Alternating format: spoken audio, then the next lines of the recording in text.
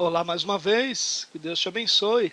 Estamos juntos para a nossa terceira aula do curso de Hermenêutica aqui da Escola de Discípulos. Eu sou o pastor Roberto Mariotto e estou te acompanhando em todo esse curso. Nessa aula, nós vamos tratar de alguns pressupostos.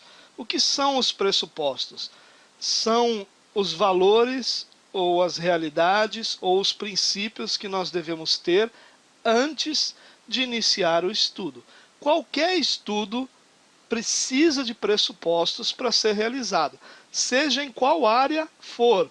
Por exemplo, se você de repente resolve estudar a Lua, é um pressuposto que a Lua tem que existir. Você tem que ter certeza disso.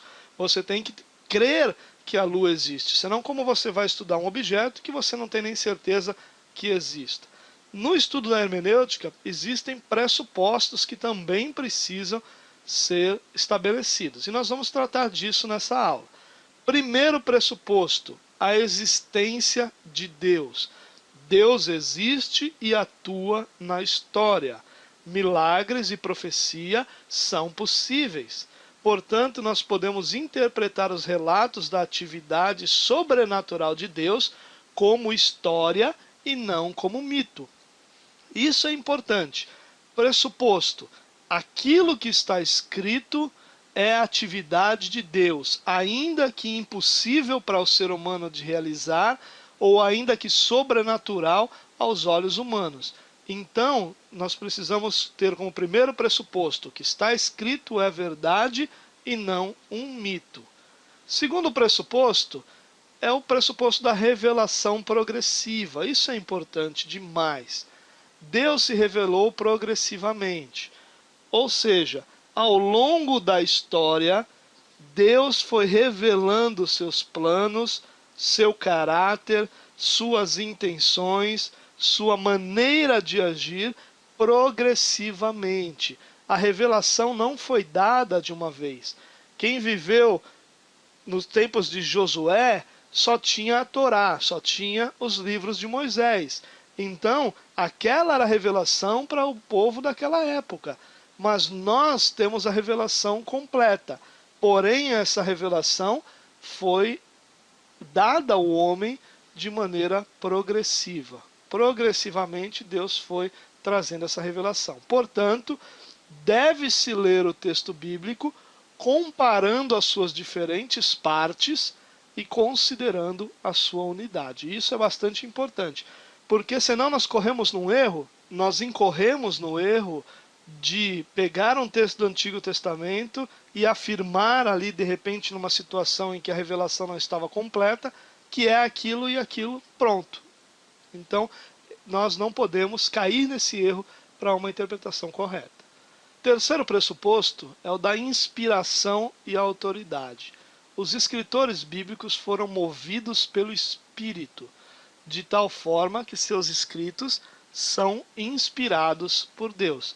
Isso nos ajuda a não questionar a veracidade dos textos, porque foram homens que escreveram. Sim, eles escreveram, porém foram movidos pelo Espírito de diversas formas para que nós tivéssemos os textos de forma inspirada por Deus. Outro pressuposto é o pressuposto da história da redenção.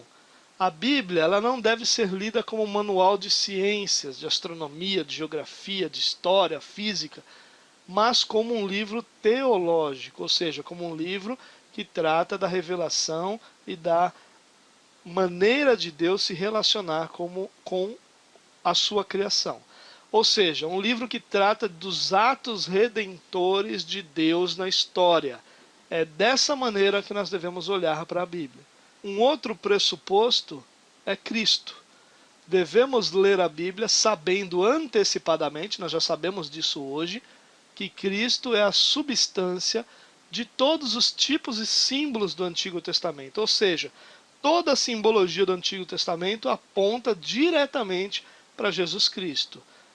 Ele é a substância também do pacto da graça. Ele é a substância de todas as promessas. Cristo, portanto, é o centro, é a alma das Escrituras. Isso é importante de se ter em mente ao estudar ou ao estudar a Bíblia, não só na hermenêutica, mas em qualquer outra disciplina. O cânon também é importante de se entender como um pressuposto. O cânon protestante das Escrituras, ou seja, o cânon que a Igreja Evangélica utiliza, é a coleção feita pela Igreja de livros que ela reconheceu ao longo da história como livros inspirados.